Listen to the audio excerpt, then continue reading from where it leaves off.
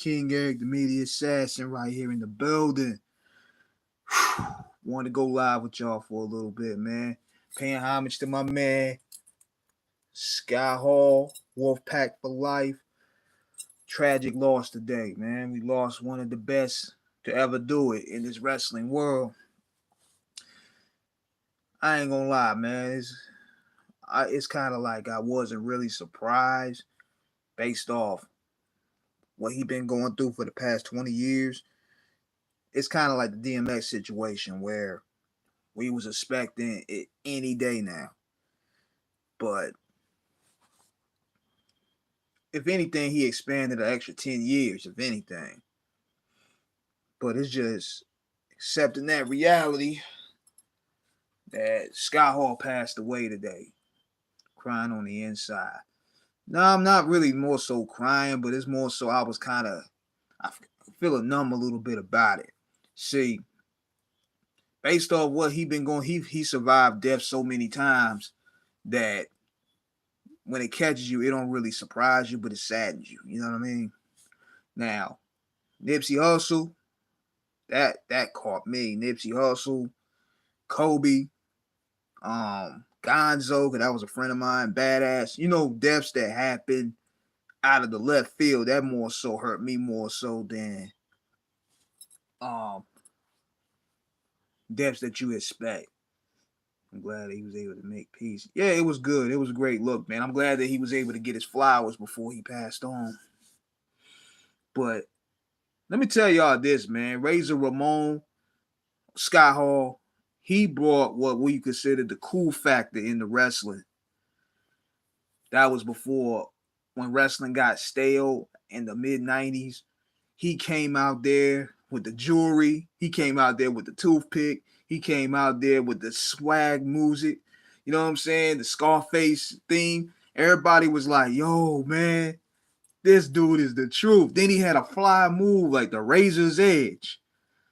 Like he was the complete package of a superstar. You know what I mean? He brought the cool factor into wrestling, man. And we was like, yo, the plug is officially in wrestling. Yo, the plug is officially wrestling, yo. But you know what's crazy is when he turned babyface, that's where he became a star, because that's where he started feuding with Shawn Michaels. And that was one of my favorite feuds, because it was crazy how they sold that shit so completely well that Shawn and Razor were best buddies. I was thinking that when I was watching that feud from 93, 94, that they hated each other's guts. And I remember when Shawn and Diesel attacked Razor, and Shawn Razor edged him. I was like, yo, man, no, man, Razor gotta kill this nigga, man. Then he threw the toothpick in his face and slapped him. I said, yo, Razor gotta fuck this nigga up, man. I can't wait. This is the reason why I bought WrestleMania 10 next to seeing my man Bret Hart, who was the GOAT. It was because of that. I want to see Razor kick his ass, man. That was one of the greatest matches ever. I personally like the second ladder match better. But the first one, that was the staplement right there. So Razor brought the coolness into the WWF at the time. They was a part of that new generation. Then he came in 1996, changed wrestling forever, brought the cool factor into WCW. Declared war on WCW with the NWO. And look what I got on right here. NWO Wolfpack. Wolfpack is back. Uncle Matt Destruction. Can't deceive the bad boys arrest. Come on, man. Yeah, Brett did face Owen on WrestleMania 10. That was one of the greatest openers ever. So yeah, man. I just wish that Scott was able to keep his demons clear, but man, he been through a lot.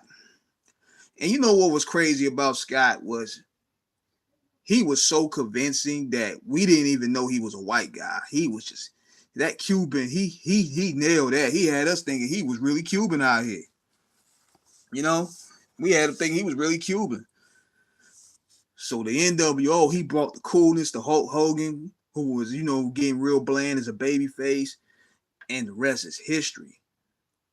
Fun fact, Silk the Shocker performed the NWO Wolfpack theme. I gotta look that up. I don't know if it was him, but then a lot of people don't know this. Fun fact, Scott Hall gave Sting the idea to become the Crow. He knew how to move with the times when it came to wrestling. He knew where the product was going. He knew how to evolve. He knew how to evolve with the times. And he had Vince McMahon, get out of here, you kidding? Yeah. He said it in one of his shoots. I'm going to post it in the Wrestling Cancel.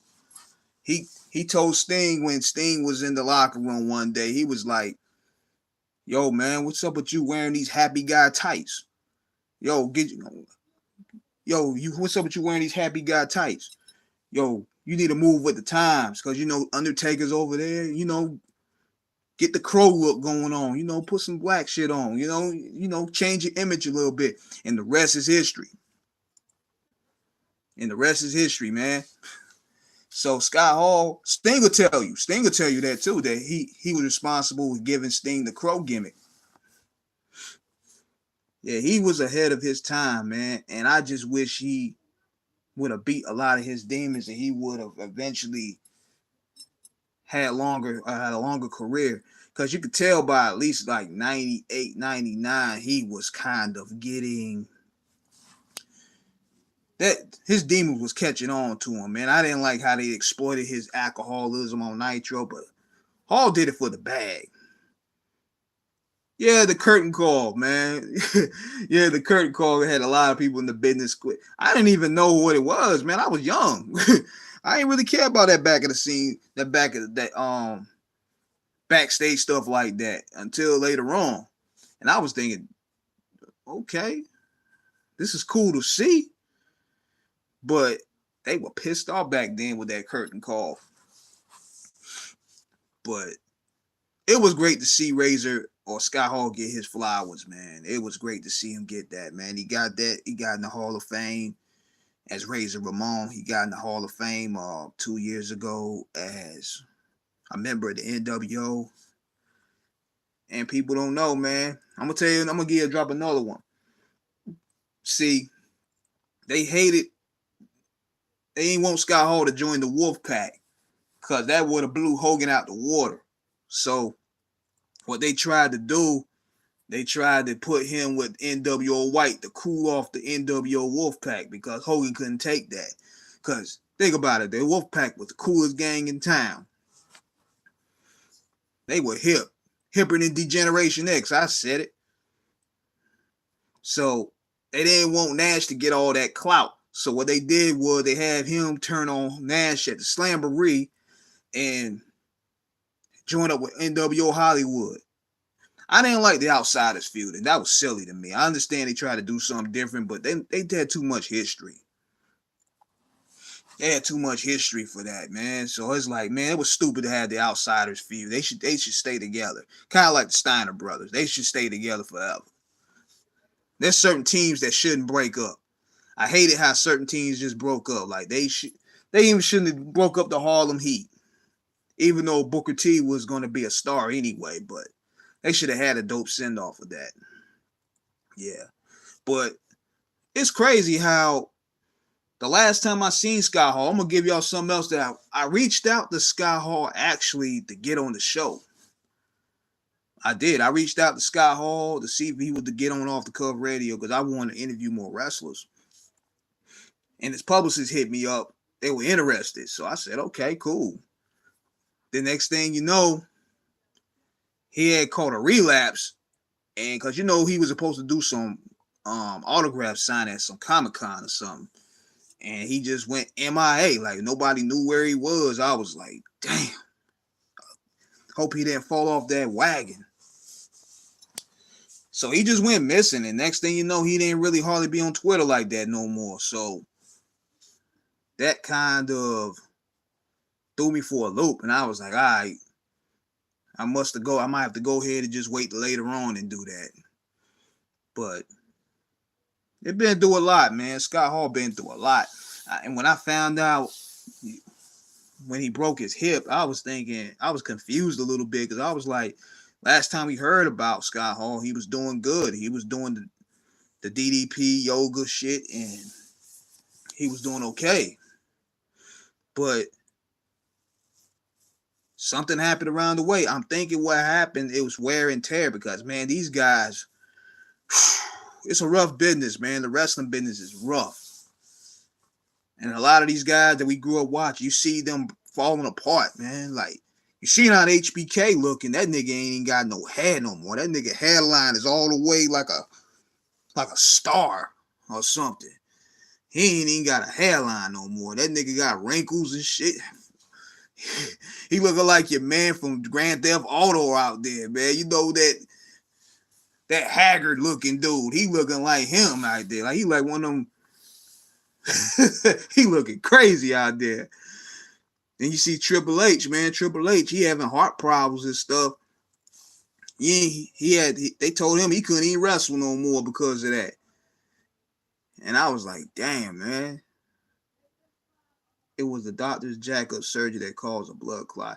Nah, man, what happens is this, though, bro, because I've seen this happen personally. Like, anytime when a person fall and bust and break their hip, usually they go through issues with recovery. They go through issues with recovery because it happened to Dusty. It happened to Dusty Rhodes. Because especially with people that had previous health problems, it takes them longer to recover. And I've seen people that were healthy as a tick, then they fall, and then it just go downhill from there. It's just a sad thing to see. Vaccine called Triple H to have a heart attack. You on your own on that one. I ain't jumping in that.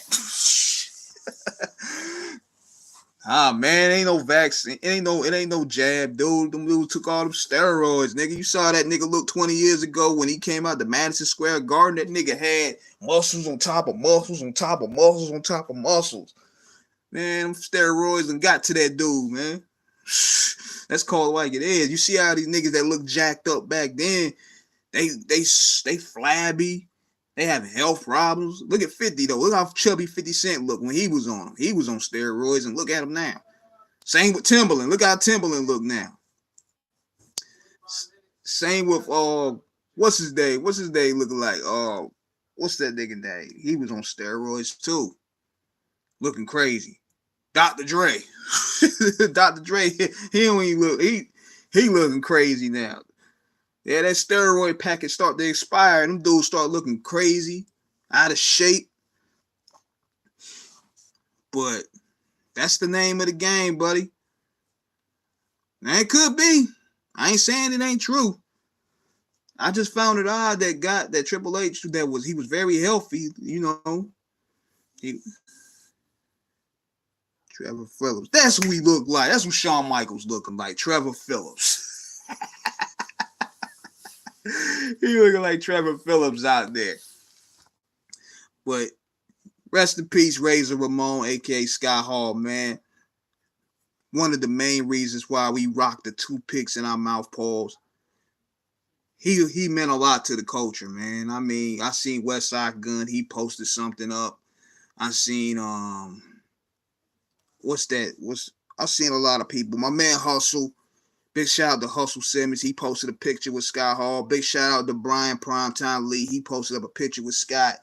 He was a well-known dude and very well respected, man. So rest in peace to him and big ups to Kevin Nash. Hope he hold his head because Nash just seemed like a nice guy. On the contrary of a lot of stuff that people say, Kevin seemed like a pretty cool guy. He has his shit with the politics, but over the years, he warmed down a little bit, man, because a lot of those guys, because you got to understand, wrestling is a backstabbing business. And dudes, you get paranoid for that spot. So they cutthroat, they shiest and chase and whatever. But over the years, I saw Kevin Nash on Twitter. I seen him mellow a whole lot, man. He's more humble than he was. So prayers go out to Scott Hall and his family, man. We wish him the best. It's a rough ride, man, because we just lost around this time, man. We lost DMX last year. That anniversary's coming up. DMX and New Jack around this time last year, man. It's just crazy, man. A lot of death these days.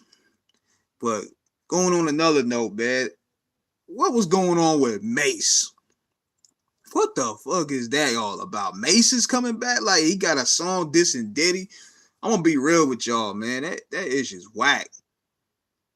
That is just whack, man, because of the way he approached it. Now, Mase, he was saying some hard stuff on the song for what I seen, but the presentation was just whack, man. Like, why are you auto-tuning, bruh? Mase is a sharp spitter. Why are you auto-tuning, man? That killed the whole song to me. You know what I would have had Mase do? I'll give Mase the classic bad boy beats. I'll give him the classic bad boy beats and let him go off on Diddy on there. Cause Puff ain't losing no sleep off of that. Nigga, when the Locks was dissing Puffy, Puffy was losing sleep. This ain't making Diddy move at all, bro. Diddy gonna buy another yacht. If you want to chink Diddy's armor, you gotta come with something harder than that. Like, come on, Mase. Come on, Mase. You better than that, man. Cause you know he killed Cameron. Like the first one he did, first Oracle he killed Cam. But the second one, this one here with Puffy, like, what are you doing, bro? Like, auto-tune, man. Like, no niggas ain't even really auto-tuning like that no more. Unless them young boys. Like, you 50-some years old. What you auto-tuning for? But how I would have had him do it, I have him do a jacket for beats. Let him rap over the hardest bad boy beats from Big, The Locks, his album, Carl Thomas, Loon. Like, come on, Mase.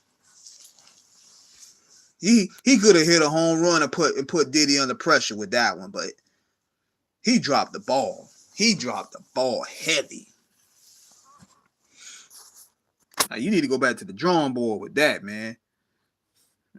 And I never really was a Mase fan like that, but I knew he had skills. But that right there, that's not it. That's not it at all. But it's a lot of stuff going on today, man. What else is going on today in hip hop? I talked about this the other day with Kanye West and Pete Davidson. Pete Davidson trolling him. He got Kanye up over there crying and shit. I'm like, dude. And I said this and people disagree, man. You got to handle that, dog. You a billionaire, dog. You need to handle that behind closed doors. Now, I will say this. The Kardashians are very manipulating in a way. Like, they have a way of controlling the narrative. I see what Kanye kind of trying to do, because at the end of the day, we got to look at it like Kanye is a black man. He's still a black man at the end of the day. So, though, even when you got billions of dollars, the rules is going to be totally different. I was watching your 2020 Snoop Dogg video. What you said about our people controlling the narrative. Yeah, you got to. And I think that's what he's trying to do with Kanye West, what he's trying to do. Even though his stands get out of pocket with that sometimes, but the way he's playing it out, man, I'm like, look, you got to handle that behind closed doors, or you got to whoop that white boy ass, because he trolling you, he taking pictures in your wife's bed, like, but then again, I'm going to tell you, he kind of played that role too. Like, you can't sit in there threatening that man. You can't sit there threatening that man, doing videos and claymation of you cutting his head off. You can't talk about sending goons to him and all this stuff. I'm like, dude, you had that coming, bro. There's only so many times people gonna play with you. But y'all heard the funny thing about him what's his name, Pete Davidson, getting a tattoo of Kim Kardashian. I'm like, yo, what kind of pussy this chick got? She got that, as Master People say, she got that killer pussy, killer pussy, killer pussy. She got that killer pussy, killer pussy, killer pussy. She moved. I'm telling you, man, y'all niggas going crazy. Got Kanye and Pete fighting over her. I'm like, good God almighty. But it's a trip, though, man. It's a trip. And another thing too, I'm gonna say this before I go. Tupac, Me Against the World anniversary is today, so I'm gonna do a video on that. I'm gonna talk about the time period of what was going on there. I'm gonna do a retrospective video about that. That was a very powerful album, I might add, because that was the album right there that transitioned Pac into a superstar. Same way what I said the other day with 8 Mile, with Eminem, that transitioned to an icon. Pac was a superstar when it came to Me Against the World. All Eyes on Me, icon. He became an icon with that and Machiavelli. But Me Against the World was the start of him transitioning from here to here. And I'm going to do a breakdown video about that. I actually got a lot of stuff in the works, man. I just been busy. I got the Sir Jinx interview that's up now. Y'all can check that out. I'm posting the interview with Yalda. I'm posting that up tomorrow. So definitely check that out as well. Diamond Doggy Diamond Scully TV. Yeah, man, them dudes are bringing it with black content, man. I like those guys. Rest in peace, Razor Ramon. Yeah, man, the bad guy's gone, bro. The bad guy's gone, man. That's how we win wars. Absolutely. All wars are fought with the media in the courtroom. Those are the two main wars that you got to win. Because that's where you get the money. But there's a lot going on, man. I'm going to touch on more. I'm going to drop more videos. I just been low-key. This track does nothing. Be your own media. It depends on who does the diss track. But see, the way things is trained now, you got to have a diss track that can pretty much be played by the media. That's how Pusha T beat Drake. See, you got to beat them and you got to use gossip to win. Unfortunately, that's what made Pusha T's joint. Rick Ross was exposed, but he was still doing nothing. No, man, what happened with Rick Ross is they put too much money behind Rick Ross. So they were like, nah, we can't let 50 trash this nigga, nah. Because Ja Rule, he was on his way down anyway, so they was like, nah, get him out of here. But Ross, they was putting too much money behind Rick Ross. Diddy had money in him. Jay had money in him. Def Jam had money in him. They weren't going to let 50 destroy that. Nobody was destroying that. So that what happened with that. Hold on, who else was trying to say something? If Pusha T really beat Drake, why Drake? Cause man, Drake got Jay Prince behind him, Universal behind him. He ain't losing that. He gonna say it's just like I said. He lost the lyrical war. He's still gonna sell records. He's gonna still sell records because he's Drake. He got all that, man. He's the golden Jew. They're not letting Drake fail. You know how much money is behind that Drake brand? He done transition past Lil Wayne. He done transition past Nicki Minaj. He's the face now. How'd he die from? He had a broken hip and he had 3 heart attacks. Plus, you got to understand that 20 years of drugs and alcohol, it makes it hard for you to fight those situations like that off, man. You know what I mean? It makes it hard for you to fight that. Whereas somebody that, if they had previous health problems, they could still recover. But yeah, man, but Scott been through a lot, man. I'm surprised he lived this long. He's supposed to expire 10 years ago. Remember when they brought him out, he came out to the ring all drunk. He was in a wheelchair. I'm surprised he lived this long, man. So if anything, he exceeded his expectations. I get it now. Play to your strengths. Absolutely. That's how you win the game. Pusha couldn't beat him on the radio, so he Drake with lyrics. It ain't only that. He came with facts, and he came with gossip. See, They keep trying to beat Drake by being more street. You ain't because Drake ain't a street rapper. So they were like, you're not gonna beat Drake like that. That's how Meek Mill kept on losing. You're not gonna they don't care how street you are. They don't care how hard you are. But Pusha dug in the dirt, made that nigga be a father figure to his kid. He had a hidden kid. And that's what pissed him off Jay Prince and them, because Drake having the kid was supposed to be a part of the rollout for Scorpion. Pusha fucked that up and leaked that early. Oh man. Then he brought up the blackface too. That's what did it too. Then he played onto the woke crowd. Like you gotta bring up facts with humor and dirt. Nobody care about how hard you are no more. Drake couldn't even respond to that. It was over from there. So that's how you win, man. That's how you win. And he would, and see the cold thing about Pusha. Pusha was ready to go for some more rounds. This ain't Meek Mill, bro. Cause Pusha has cleverness. Pusha is clever with his rhymes. Meek ain't.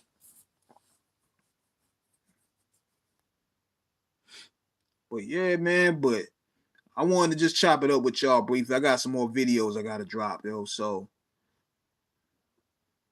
rest in peace to Sky Hall, aka Razor Ramon. Thank you for the memories. We gonna definitely miss you, man. You had a great presence in our childhoods. And we hope to see you on the other side, as Kevin Nash once said on his Twitter today. So I'm about to sign out of here. Subscribe, hit that like button. Also subscribe to Screwball Radio as well. We'll be uploading more videos there. And I will be seeing y'all in a little while. Peace out, motherfuckers.